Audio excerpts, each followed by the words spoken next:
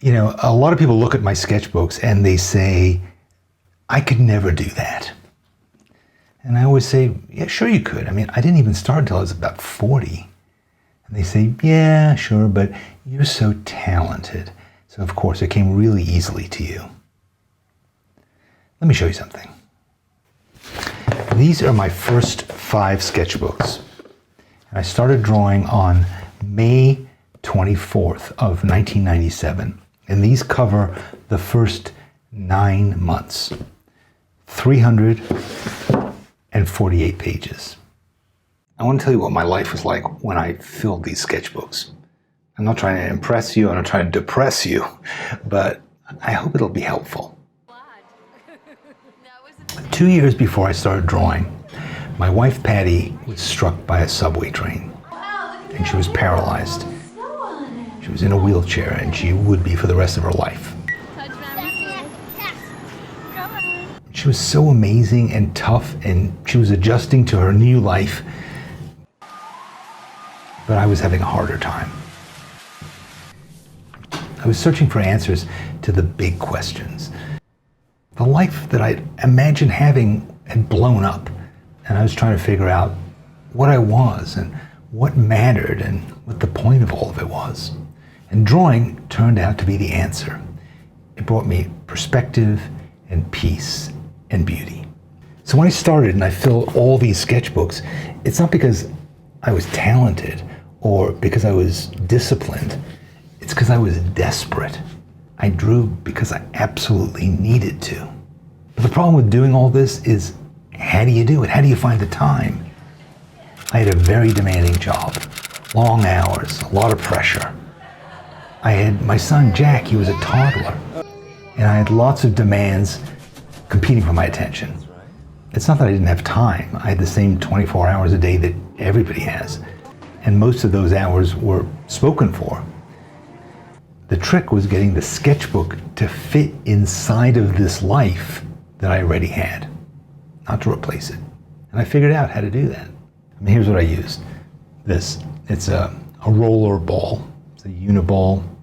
And then there's this, which is, I use this sometimes, and you'll see it in my pages, but this is just a Tombow gray marker, brush marker. That's it. And I started out with ordinary paper from the copier at work.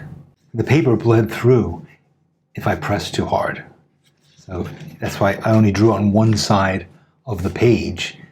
So basic paper, basic materials, nothing special. At this stage, the supplies just don't matter. What matters is that you draw a lot. Yeah, so this is volume 1, and I'm just not confident in my lines. There's a lot of scratchy going over things, trying to do them again and again. So this is about a month later, and I'm starting to do some exercises from books from the library. You can see I'm getting more confident in my design of my page. My people are looking a bit better. My cross-hatching is getting there somewhere. My cross-hatching is improving. This is volume 2. Let me show you what happens about 3 weeks later. This is how I'm drawing by then. How much more confident this is, how much cleaner. That's because I've done a lot of drawing in between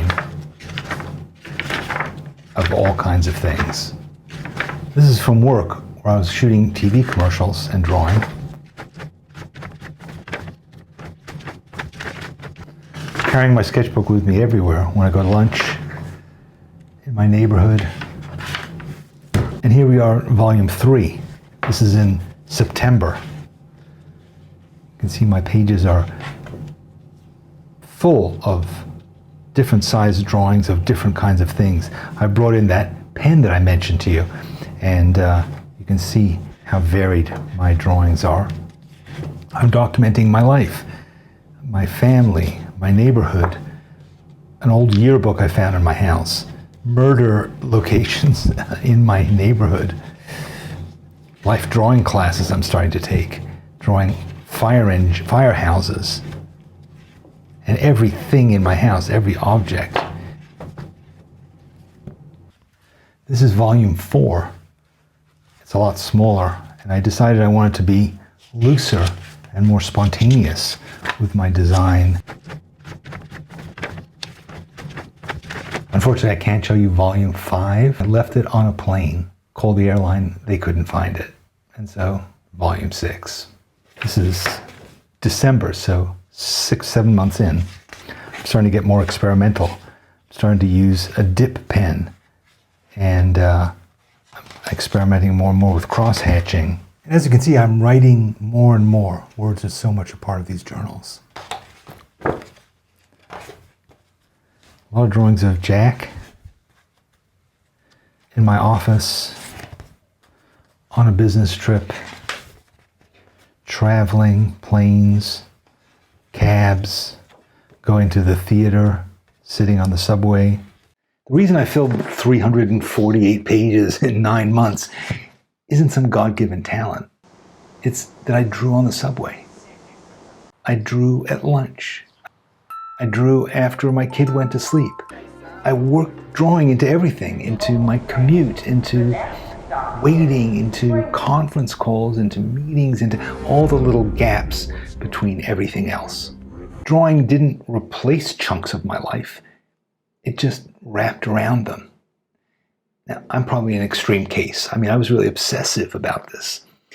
But I was searching for something, and drawing was filling this real hole in my life. And that gave me a kind of intensity that most people don't have and don't need. You don't need this. You don't have to fill 200 and 300 and 400 pages in 9 months. You don't have to do anything close to that. But the basic idea is the same. The more pages you make, the more you develop. And it's not linear. You don't have a schedule that you're following. You're not in a workshop. You're not in a class. You're not learning from a YouTube video. But it happens. And it happened to me. One page after another. So if you're starting out, I don't want you to see these sketchbooks as some kind of a challenge or a threat or something that proves that you could never do this. They're just a record of one guy paying very particular attention to the things in his life as he lived them. The coffee cup, the sandwich, the view out the office window, the face across the breakfast table. That's the whole trick. And as I did it, it turns all of the parts of my life, Patty and Jack and the job, everything, turn them from pressures and obligations into discoveries and revelations and beauty and treasures. One other thing, people sometimes ask me how I managed to turn all of the ordinary stuff from an ordinary life into pages that look pretty interesting, pretty beautiful. And that's a good question. And I'm going to get to it in an upcoming video. Spoiler alert though, the answer, again, isn't talent.